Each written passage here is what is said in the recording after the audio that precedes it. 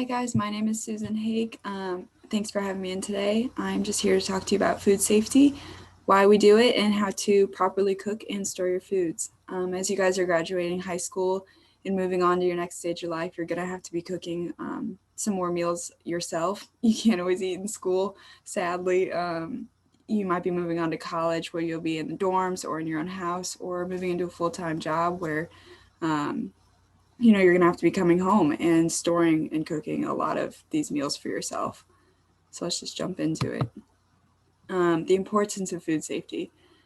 So, millions of Americans become sick, and thousands of Americans actually die every single year from contracting foodborne illness. This is a preventable problem, and it starts in your kitchen at home. So, we really want to stay safe and keep those around you safe by remembering simple things that can just really keep you safe. Um, Especially when it comes to cooking, storing, and preparing your food. This is a handout that I just like to refer back to. It really nicely lays out just keys to keeping safer food. It starts with keeping clean. Washing your hands, cleaning your countertops. You want to keep separate raw and cooked items. You want to cook everything through very thoroughly, and you want to keep foods at safe temperatures. And finally, you want to use safe water and raw materials when you're cooking. So the first key we're going to talk about is keeping food safe at safe temperatures. And why do we do this? It's because microorganisms can multiply very quickly if stored at a room temperature.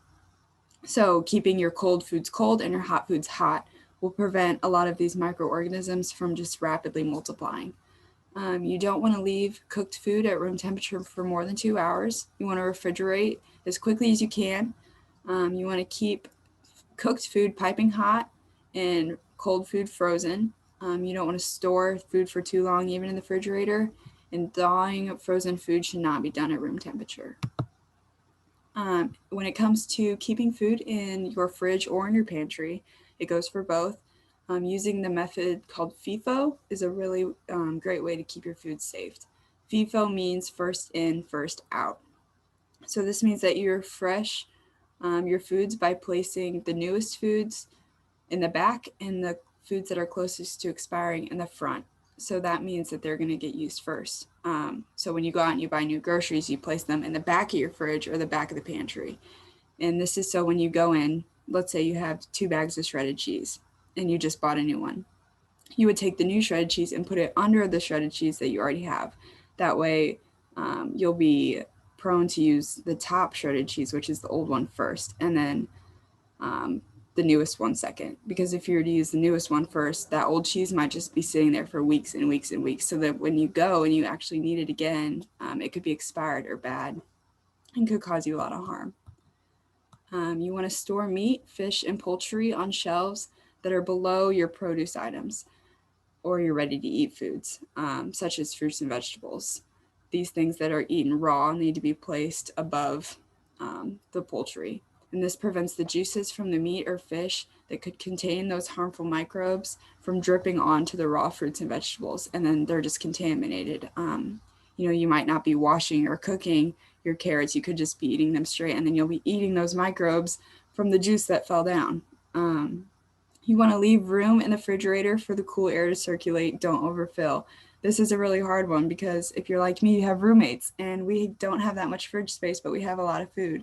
So we have to make sure that we are keeping enough space in the fridge for the air to flow properly and all the foods are getting actually cold instead of hot and melted. And then that's when the microbes could be growing.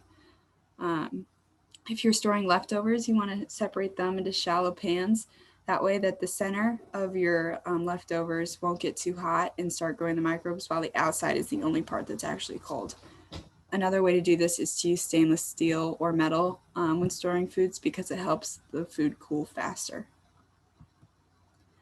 If we're talking about the temperature of your fridge, it should be at or below 40 degrees, and the freezer should be at or below 32 degrees.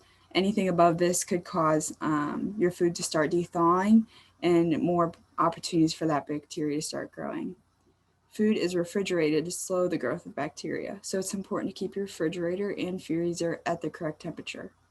2 hours or more in the danger zone can result in the growth of harmful microbes to make you sick. And that danger zone is the 40 to 140 degrees where microbes tend to multiply quicker. So when it comes to storage, think about your personal refrigerator. Do you have a dedicated spot for produce and or meats? Do you pay attention to expiration dates? And do you store produce above raw products? Just take a moment to try to think about your refrigerator at home and compare it to this. Is this what it looks like, or is food just kind of dispersed everywhere?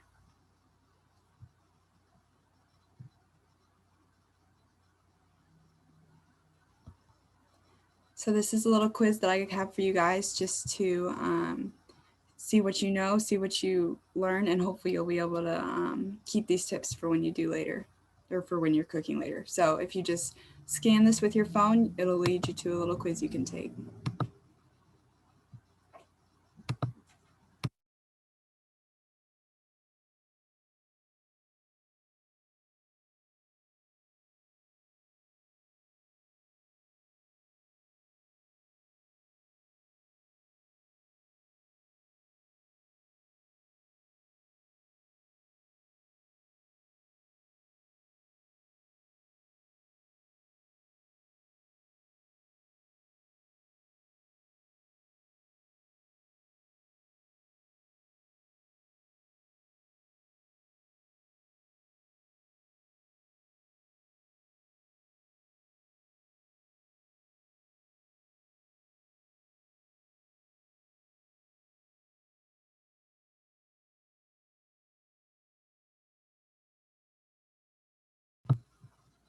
All right, guys, we're gonna move on.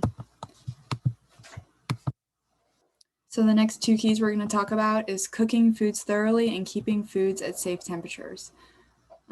Proper cooking kills all the dangerous microbes that could be growing, and keeping food at safe temperatures once it's cooked does the same thing. You want to hold them in the right temperature. So the best way to determine the internal temperature of a food is by a kitchen thermometer. Using a thermometer to measure the food's internal temperature is the only way to ensure that it is safe and to determine the desired doneness of most foods. A lot of people, just poke it or look at it or cut it open and see if it looks cooked, but that's not an actual way to tell the internal temperature, and you could be exposing yourself to some microbes. A way of unfreezing frozen food is that frozen food should be defrosted in the microwave, running under cold water, or in the refrigerator. Leaving it out on the counter in room temperature is allowing a lot of opportunity for those microbes, again, to be growing. The temperature range 40 to 140 degrees Fahrenheit, aka the danger zone that we talked about earlier, is within which most bacteria can grow and reproduce rapidly. This is a handout that your teacher will be giving you. It's something you can just take with you to remember exactly the temperatures that things need to be cooked at. So if we break it down a little bit, the most common foods that we cook at home or in the kitchen are eggs, which require an internal temperature of 160 degrees Fahrenheit. Ground meat is 165, fresh beef 145, fresh pork 160, poultry 160, ham 160, and fish 145. So I know that's a lot to remember, but hopefully that handout will help. And these are the minimum internal temperatures. So your items need to be cooked to at least this before consuming.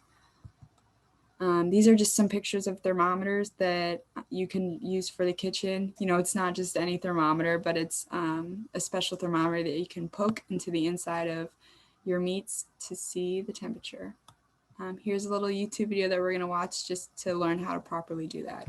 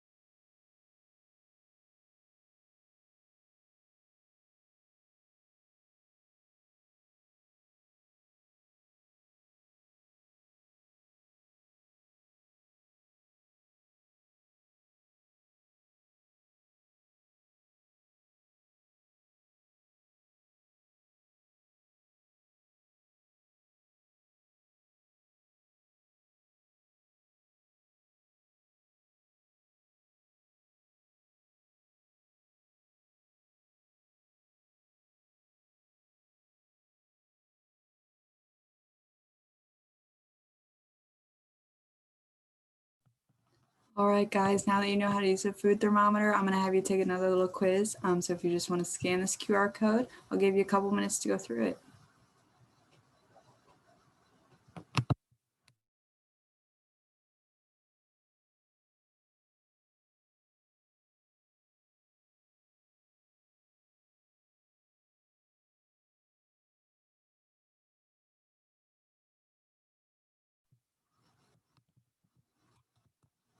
All right, and then the last two things we're gonna talk about today is how to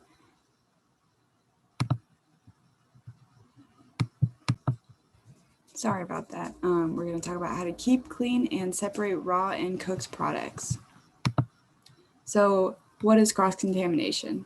Cross-contamination is when harmful microbes are passed from one food or object to another food or object. These microbes can be passed by things like dripping food juices, dirty utensils, unclean cutting boards or equipment, and by food workers' hands. So how do you prevent cross-contamination? If you're at the store, don't place non-food items such as cleaning supplies in the same bag with food items. Cleaning supplies could easily spill open and contaminate your food. Raw meat, poultry, and fish should be securely wrapped or contained when thawing to maintain quality and to prevent meat juices from dripping onto the other foods, kind of like what we talked about earlier. Washing hands and utensils. This is very important. Hands should be washed with warm water and soap for at least 20 seconds while rubbing hands together. Wash hands in order to prevent spreading of microbes from the hands to the food. And do not use plates, knives, or cutting boards that had raw meat on it after cooking the meat without washing it first. And then wash your hands and countertops in between cooking steps when using raw products. Again, here's a little bacteria experiment that I'm going to have you guys watch just to show the importance of washing hands.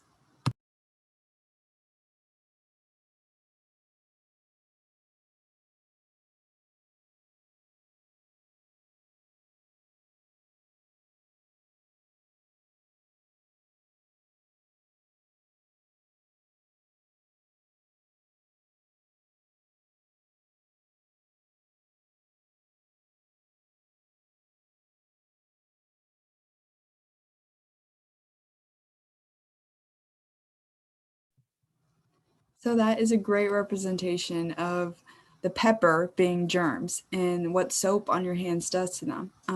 We want to be really just prioritizing hand washing during cooking so that those germs don't spread from food to food.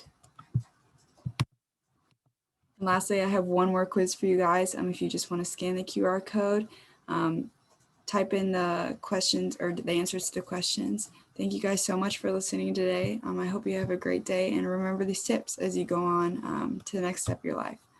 Thank you guys.